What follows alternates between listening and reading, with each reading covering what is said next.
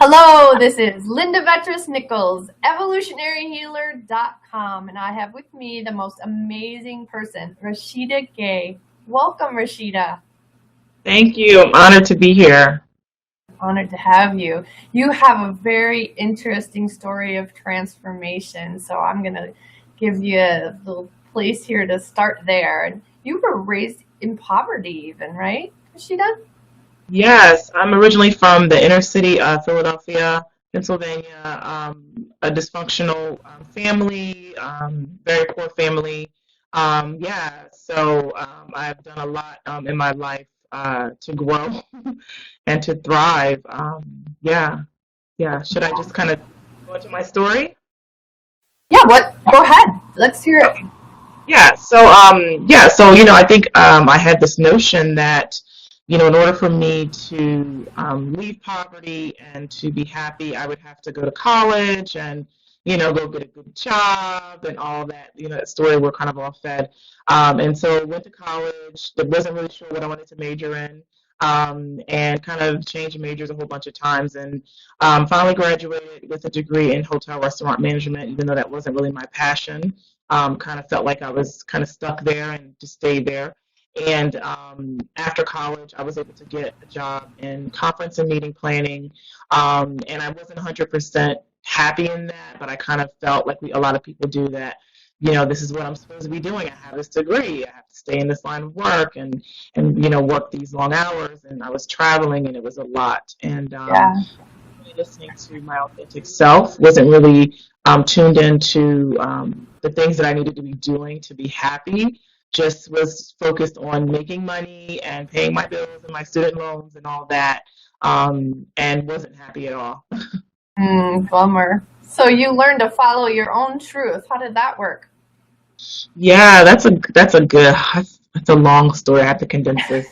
Yeah, right. The moment for me, the moment of epiphany for me was I was living in Atlanta at the time, and I was working this conference planning job. I wasn't 100% happy. And I was still putting on this mask every day that, life is good. I have a car, I have a home, I have money, everything is, hunky dory. And I was standing in the mirror in my bathroom one night, preparing to go out with girlfriends, partying, and was looking in the mirror. And for the first time, I really saw my emotional self. I really saw it. I really saw the pain. I saw that I was hiding behind, these superficial things to try to find fulfillment and happiness, and I was miserable inside.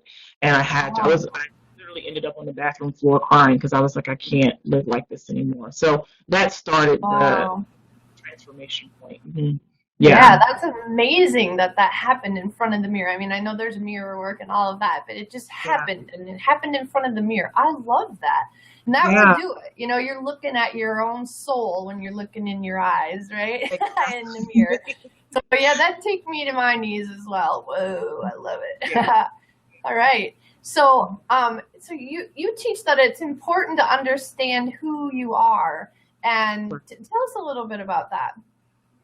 I think we all are born knowing exactly who we are. We're all born, with certain gifts and talents and characteristics that make us very unique. And I think during our journey, I think a lot of times we're dissuaded from being who we really are, and living our truth. And so I think we fall prey to society's expectations, our parents' expectations of us. And so Right. understanding who you are is really tuning into the person you were born to be, that when you were a child, the things that you love to do, the things that you were just naturally good at and gifted at. I think understanding those things will give you insight into who you really are. Yeah, Right. And then on top of that, what you really want to be doing, what makes you like the happiest, right? exactly. I always tell people, if you go back to childhood and think about the things that you love to do as a child, those things are the things you're supposed to be doing. Yeah, right.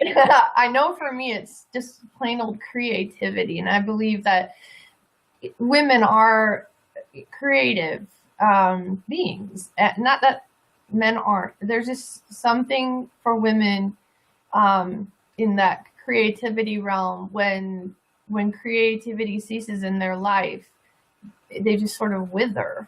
And I, yeah, that's yeah, been I interesting. totally agree. Even And I think if you're not doing the things that resonate with who you are on a really deep level, I think you like die inside almost. So it's important to honor your gifts and your talents and your personality. Yeah, I agree. yeah, absolutely. That's kind of why I fell into this whole, interviewing thing, and then even, taking interviews and putting them into a book.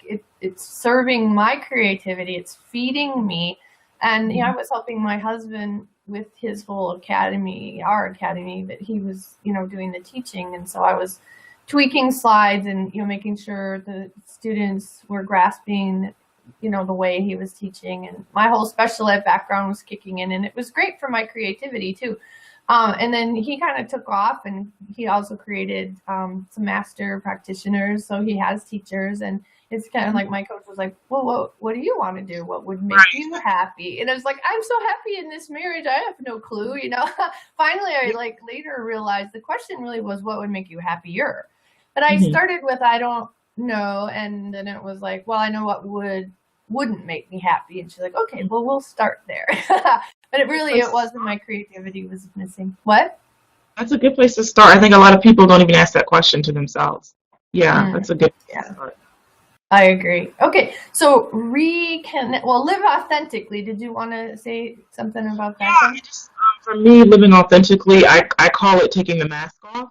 So a lot of people, myself included, used to do this, wearing this mask of, well, I have all these things, I have all this stuff, and according to society's expectations, I'm doing well, I'm doing fine, Yeah, and mask really stops you from discovering the things that could make you happier, or if, just admitting that, this life is not really happy. I'm not happy in this life. And I had to admit that. And I also had to admit that there was a lot of emotional pain that I hadn't healed from, from my past, from experiencing childhood sexual abuse, a controlling upbringing, that sort of thing. There was all this emotional pain that I was constantly pushing down, like pushing it yeah, down, not wanting to admit that I was hurting. And so I hmm, think authentically, I think that's what I'm talking about too, is if you're still hurting and suffering from things from the past, then in order to live authentically, you're going to have to do some healing work. Yeah, to right, remove. Yeah. yeah, yep. Wow. And that was a known thing for you. For some of, like, 57% of my clients is an unknown sexual trauma that's been, walled off, so to speak, and created what we call an active block. And that's been fascinating to me as well. I know you do some similar work too. Okay, so Yes. yeah. And your background is hypnosis and NLP, and yeah, And now and then you do, EFT. Now I'm using EFT too. right? Yeah. Okay. Healing modalities to help my clients to heal and then to grow into the highest vision for their lives. Yeah, absolutely. Okay, so reconnect with who you are. So how do we do that? Or how are you working with your clients on that? Well, definitely, I do a lot of inner child work. I think that's my specialty. It's something that I love to do with clients, taking them back inside of themselves to reconnect with the children inside of them who are maybe still hurting, who are feeling unworthy, who are feeling unloved, who are feeling undeserving of their dream, and helping them um, to show those children that they're safe, they're secure, they're protected, they're supported, they're Mhm. worthy for a life that they love. And in Right. doing them, it totally transforms their perspective about what is possible in their lives. It's been amazing watching it. Yeah. Yeah. Okay. And so then, anything else on reconnect with who you are? Yes, I think even thinking back on the things that you love to do as a child and understanding that you are here on this planet, with your own unique gifts, talents, characteristics to serve people in a great, profound way. And so when you're connected to the things that you've always loved to do, then you're able to use those things to build a life that's just so powerful and that you love and that you can't wait to get up every single morning and do that work. Yeah. Yeah, you know what? When you're in the zone, you do not need an accountability partner, like at Yes. all. That's been so amazing to me to watch that transformation, if you will. And when it comes to that, I'll say this. I just think it's weird to have two people be their accountability partners with each other because you let each other off the hook too easily in my mind's eye. So I think it's more powerful if you have somebody, watching over you and you're watching over somebody else, not doing that together thing. I don't know. How do you feel about that? Therapist, yeah, I'm all about support. We all need Support's great, but if you're letting each other off the hook, it's like, no. support. Yeah. Right? You got to be honest. What do you say? I said you have to be honest. You have to have someone that's going to be honest with you. Yeah. Yeah, absolutely. All right. So do what you love. Tell us more about that. People, a lot of people, myself included, have this fear that I used to have this fear until I quit my job, but had this fear that, I had to do what I was supposed to do to make money, right? Not necessarily that I could combine those two things together. And I quit my job in October, and I've had my own business for since then. And I've been able to make, great money, and I'm doing what I love. So to me, that squashed that limiting belief that you just have to, work a job or have a career or a business because it's earning you, this sort of income. You are supposed to use your gifts, your talents, your personality to do work that you love and make money. You can do both. So I want Yeah, people to understand it's very possible. that's really, really amazing and serious congratulations on that. I know that I didn't know anything about the coaching business, and when I met my coach, she was about 4 months in, and she had actually gotten to the point where she was making more money than being a professor at a university. My income is the same as my business, but very soon I'm going to be making more. I know Yeah, right? it. That's awesome. We're going to keep our eyes on you, that's for sure. Okay, so and that's proof that you're in your zone doing what it is that you really love. And, that's when you make money. All right, Yeah. so shift your perspective. What do you mean by shift your perspective? And maybe how did you shift your perspective? I think most of us, a lot of people don't really see themselves clearly. They see themselves through a filter, and usually the filter is through past experiences, childhood, the way their parents made them feel, their teachers, bullies in school. And so when I say shift your perspective, I really mean to clear your perspective and start to see yourself for who you really are, regardless of what's happened to you in the past. You can define who you are today. You can recreate who you are today. And so, yeah, that's what I mean when I say that. Mhm. Very Yeah. cool. All right. So past experiences, like how can they help us shift? Yeah. So, like I said, what I find is people tend to view themselves through the filter of who they've been taught they are, and that may not necessarily be your truth, right? So there's Yeah. what happens is even when emotional trauma, damage from childhood, I find still impacts adults to this day, and people sometimes are not even aware that their emotional blocks and their limiting beliefs were formed in childhood, and that they're still affecting how they see themselves and how they see the world.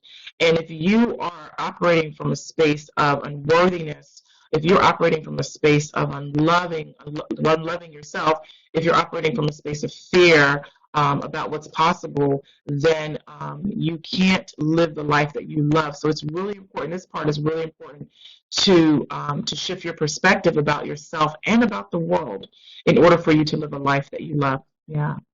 And I like that shift your perspective about yourself and the world. And the world means like other people, even the ones closest to you, right? I know I interviewed Marla Mattinson, and she's a couples communication expert, even teaches them how to kiss. And she's like, your partner would never intentionally hurt you. And so she helps people with that shift in perspective when it comes to like being in a relationship. So that's so important, isn't it? That you maybe get the eyes of perspective, like, okay, here is the filter, here's the perspective this person's coming to me from, and that doesn't make it a truth, and then just turning around and letting them know your own perspective, and here's where I'm coming from. And sometimes knowing our past history of, why my perspective is the way it is, right? Because what you're doing is you're projecting your feelings, your thoughts upon someone else. And so you're right, understanding why I think the way I do about this person, how is it related to my past, is so important. I agree. Yeah. That whole perspective thing is so interesting, even just to study. Okay, so emotional blocks, and those give us a whole skewed perspective. And then limiting beliefs, man, they can just totally stop us in our tracks. So let's jump into that. Yes. I have come to understand that there are no limits in life. I've come to really embrace it and understand it. And what I understand now is that the only limits that we have in our lives are limits we place upon ourselves. They don't exist. They only exist in our own minds. Yep. And so, and this is one of the reasons why I love being a hypnotherapist, is because I help people to shift their own beliefs about themselves, about what is possible, about who they are. And the more you're able to do that reprogramming of your mind, the more you have an open mind. And when you have an open mind, then you'd be surprised the opportunities and the people and the things that look for you, people will tell you, I was looking for you, I've been searching for you, right? Yeah. So it starts with how you're thinking and how you're feeling. Everything that you see in your life is a result. I really believe it's a result of that. So yeah, absolutely, I couldn't agree more. And I have a quote. An open mind, an open heart opens mind, and an open mind opens doors. It's just my quote. It's just almost exactly what you just said. That's so cool. I love it. I love that. That's so true. Starts with an open heart, doesn't it? Okay. So reprogramming, you're going to reprogram you reprogrammed your own thinking, and that makes you the expert of helping others to reprogram their thinking. So yeah, tell us more about reprogramming one's thinking. Sure. One of the things that I recommend to all of my clients, I'm like a guru on this. I'm like, you have to do this every day, is meditation. Because I think people need to slow down and hear the sort of thoughts that are going on in their minds, right? And what you have to ask yourself is, are these thoughts serving me or holding me back? So that's the first step to reprogramming, is literally catching thoughts. I literally am at the point in my thinking, in my consciousness, where I can catch negative thoughts mid-thought and cancel that thought, and then I implant a new thought that is more serving, that will propel me forward and not hold me back. So that's number one, is tuning in, getting really tuned in, right, to what's going on in your head. And then number two is planning the thoughts that you want in your mind that are going to be moving you forward in a positive direction. Yeah. Right. I love it. Yeah. Yeah. That's so cool. And, you're kind of mentioning the step that comes before noticing. What was the wording you just used? Because it was really cool. Do you remember? Just tuning in. Tuning in. Yeah, I love that. And I'm gonna start using that, because really that's what it's all about. Because if you're gonna notice, so I use notice. I teach on noticing, but you don't notice unless you're tuned in. And I'm not as big on the meditation as my husband. He has 2 TBIs, and I'll tell you, if in the early part of our marriage, if he didn't meditate, I couldn't take it. I'd send him back, like, go to your room and meditate. Right. He had to. He had to meditate every day for me to stay sane, right? Oh, man. And he can so get away without meditating, because I believe that he just, is catching thoughts, throughout the day. And in a way, he's like a walking meditating man now. So it's really, it really made a huge difference for us in our marriage. Sure. That's beautiful. That's so beautiful. Yeah. Powerful, right? Okay. So, dream sculpting, and that has a trademark. So tell us about dream sculpting. Where does that come Sure. from? I want to add one more thing to the previous Oh, slide. You don't have to show. absolutely. I want to tell people if you want to do one thing to help with reprogramming your thoughts, and I have all my clients do this on your bathroom mirror. You can do this in lipstick if you'd like. I want you to write the words "I am more than enough." Yes. You will see it every day. It will help you to shift how you see yourself. So please do that. Absolutely. In regards to dream sculpting, what dream sculpting is it's a process where my clients and myself work together to develop the highest vision, the highest goal that they have for their life. And we put together a very specific plan. And then we work through all the resistance, because resistance will come up as we're putting together the plan. And I need to know that so that we can work through that with hypnotherapy, with NLP, to ensure that if there's any resistance that tells them you can't do that, that we have addressed that. So yeah. Nice. Very, very cool. And this is something that someone else created and you've kind of woven into your work. So your work is kind of beyond that, but you do use it in your work. Is that right? Yes, I learned this from the course that I was taking for my hypnotherapy and my coaching certification course, and the folks who created this have allowed me to use this in my work because it's so powerful, and they really want to help as many people as possible. Wonderful, wonderful. Okay, so develop a higher vision. So how do we do that? That's a good question. I would say the way to develop a higher vision that's really tied to who you are authentically is to keep asking yourself the question again and again and again, what do I love to do? And then how can I use that in service, right? What are the sorts of things that light me up? What are the sorts of things that inspire me? What sort of work can I be committed to every day in service to help people, to help solve their problems, right? Because when you find that sweet spot, then everything that you need, I mean, it just comes to you so easily. It makes life so easy. It I does. love it. This is so cool. Yeah. And so really to get to that point, it's all about clarity and so as a practitioner you're helping them really dig for that clarity. Is that kind of how you would say it, or What I believe is, I tell people this all the time, that there's so much junk over top of people's light. It's emotional damage from the past, trauma, limiting beliefs. And the more we just do the work to clear that energy from their light, from their hearts, then what happens is they become very clear. It's amazing. They become very clear about the next step, what they really want to do. So I tell my clients, let's not even focus on dream sculpting first. Let's focus clearing the blocks, clearing the limiting beliefs, meditation every day, going inside of yourself, because the answers are already inside of you. The yeah. blueprint of life is inside of you, right? You have to go inside to discover it. And so they become very clear, and they tell me, I'm ready. I'm ready for dream sculpting. So Nice. it's amazing. Wow, very cool.